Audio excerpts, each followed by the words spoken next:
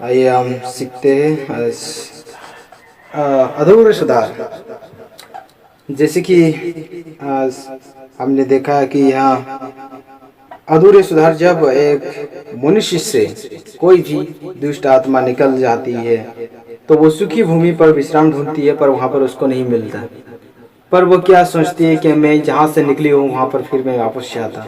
जब वहाँ पर आता है तो वहाँ पर देखता है कि बहुत अच्छा सजाया है, मतलब पहले से और ज़्यादा बेहतर है। वो अच्छा अच्छा दिख रहा है, उसको अच्छा लगा।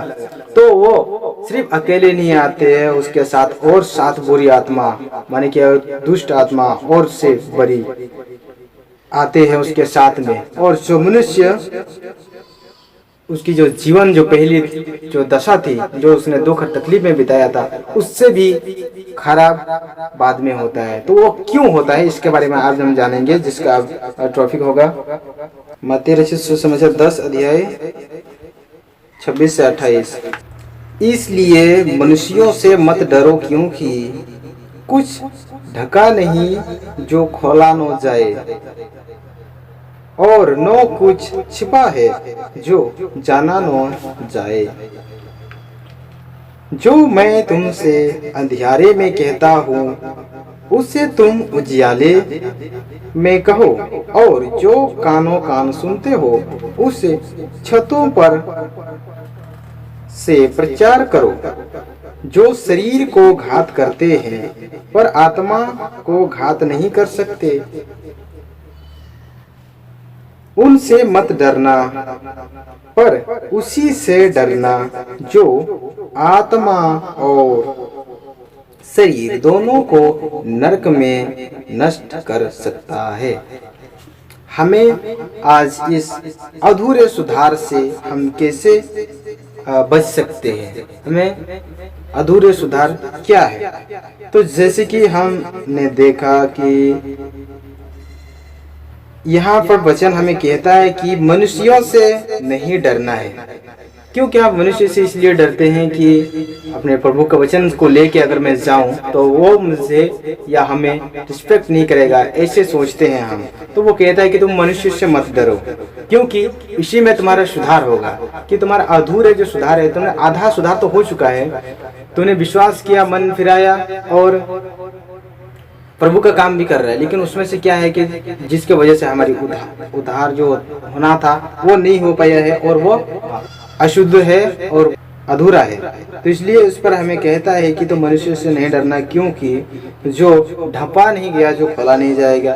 क्योंकि जो भी गलती है, अगर किसी को आप उन्हें शिक्षा देते हैं या फिर कुछ आप उसको बताना चाहते हैं, तो वो चीज़ जो होता है कि कोई दबा देते हैं, कोई अपना सच्चाई को प्रकट नहीं करते हैं, क्योंकि वो झूठ का सहारा लेते हैं, गलत कामों का सहारा लेते हैं। तो वो उस चीज़ से हमें बचने के लिए हमें आज ये चेतावनी मिलती है कि ये हमें जानना जरूरी है कि जो शरीर को घात करता है हमें उससे नहीं डरना है। हमें डरना है तो सिर्फ उससे जो हमारे इस शरीर को और आत्मा दोनों को ही नष्ट कर सकता है। तो इसलिए हमें आज यही हमें जान पड़ता है कि जो अधूरे सुधार है तो वो हम कैसे कर सकते हैं। कि मनुष्य से हमें नहीं डरना है कि वो हमें क्या कहेंगे, हमें गाली देंगे, हमें ऊंच नीच कहेंगे, लेकिन उस पर आप प्रभु को धन्यवाद देना आपका एक फर्ज बनता है। प्रभु आपके साथ है। पहले होता था कि प्रभु दूर होता था, परमेश्वर हमसे दूर, मतलब परमेश्वर होता था, बहुत दूर की बात होती थी। परमेश्वर स्वर्ग सर्वशक्तिमान स्वर्ग पर विराजमान। ऐसे जब परमेश्वर ने जब लोगों के मन में यह बुझदिल था, जब उनके मन में जब देखा उनको, तो उसने क्या सोचा कि मैं उन लोगों को फिर से जो उन खोए हुए भेड़ों के समान मैं उन्हें लाऊं।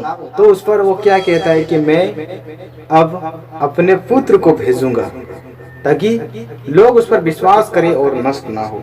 तब उसने प्रभु यीशु मसीह को भेजा। लेकिन उस पर क्या कहा था भविष्यवक्ताओं के द्वारा कि जिसका नाम इमानुएल रखा जाएगा। और इमानुएल का मतलब होता है कि परमेश्वर हमारे साथ है, तो वो हमारे नजदीक हो गया। तो इसलिए हमें आज इस बात पर हमें गौर करना है कि हमारा सुधार कितना तक हुआ है। तो आज हम अधूरे सुधार के बारे में हम जान चुके हैं। तो इसलिए हमें मनुष्यों से डरना नहीं है और हमें किसी बात को छुपाना नहीं है। परमेश्वर हमें सारा कामों को देखता है और हमें हर एक कामों का फल भी देता है। तो इसलिए हमें परमेश्वर से आशीष पाने के लिए हमें परमेश्वर की आज्ञाओं को पालन करना बहुत जरूरी है।